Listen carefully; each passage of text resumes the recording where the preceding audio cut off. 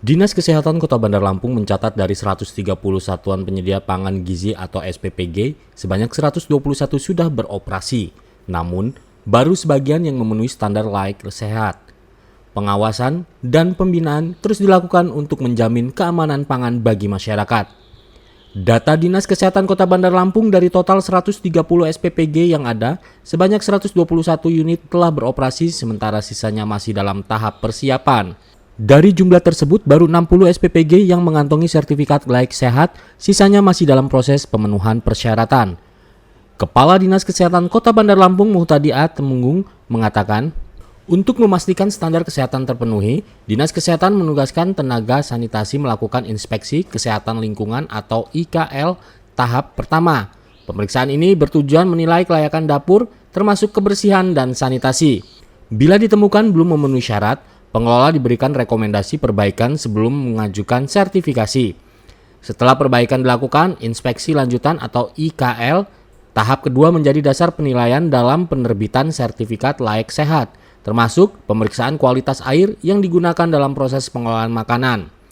Dinas Kesehatan menegaskan tidak memiliki kewenangan untuk menghentikan operasional dapur yang belum memenuhi standar. Pihaknya hanya dapat memberikan himbauan dan pembinaan kepada pengelola. Dalam kasus keracunan makanan, Dinas Kesehatan juga tidak memiliki kewenangan untuk menghentikan operasional. Yang sudah operasional itu 121, berarti sisa. Kita nggak punya kewenangan untuk menunda itu, termasuk saat terjadi keracunan. Nah, hasil pemeriksaan itu misalnya kejadian di 2 tempat itu, yang kita nggak punya kewenangan. Jika tahu terjadi keracunan, saya lihat BGS sudah mengeluarkan surat penghentian sementara. Jadi kita berapa? Jadi kan data yang ada di Dinas Kesehatan, jumlah SPPG yang ada di terdaftar di kita itu sebanyak 130. Dari 130 ini sebanyak 121 yang sudah operasional. Sisanya itu sedang persiapan ya. Nah, dari 121 ini yang sudah memiliki SLAS itu sebanyak 60. Dari sisanya itu mereka persiapan. Jadi gini, Dinas Kesehatan itu kan memberikan tugas kepada para tenaga sanitasi yang ada di puskesmas untuk melakukan IKL tahap 1. Jadi IKL itu inspeksi kesehatan lingkungan, untuk melihat apakah dapur itu sudah memenuhi syarat atau belum. Kalau belum memenuhi syarat, kita memberikan saran masukan kepada mereka hasil IKL itu untuk segera dilakukan perbaikan.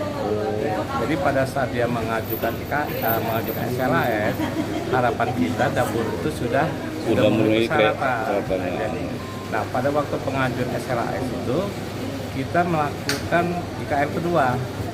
Nah, IKL kedua inilah yang menjadi dasar kita, selain juga persyaratan kualitas air, ya, yang memenuhi syarat kesehatan. Nah, IKL juga menjadi syarat. Artinya pada saat kita melakukan inspeksi kesehatan lingkungan tahap kedua dalam rangka untuk penerbitan SLS, itu menjadi patokan kita. Pada saat kita melakukan ternyata mereka belum melakukan perbaikan, itu kita belum mengeluarkan. Artinya memang kendala yang diterima kawan-kawan dapur MBG memang masalah itu ya, persyaratannya itu ya. Nah Pak Mu, kan ini kan sudah berjalan udah cukup lama Pak Mu. Ada nggak sih deadline kita kepada pihak-pihak dapur MBG gitu? Kenapa kok sudah jalan 2 tahun lebih ya? Ya, jadi kan kalau himbauan dari BGN kan 1 bulan waktu kebijakan itu dikeluarkan kan sudah wajib.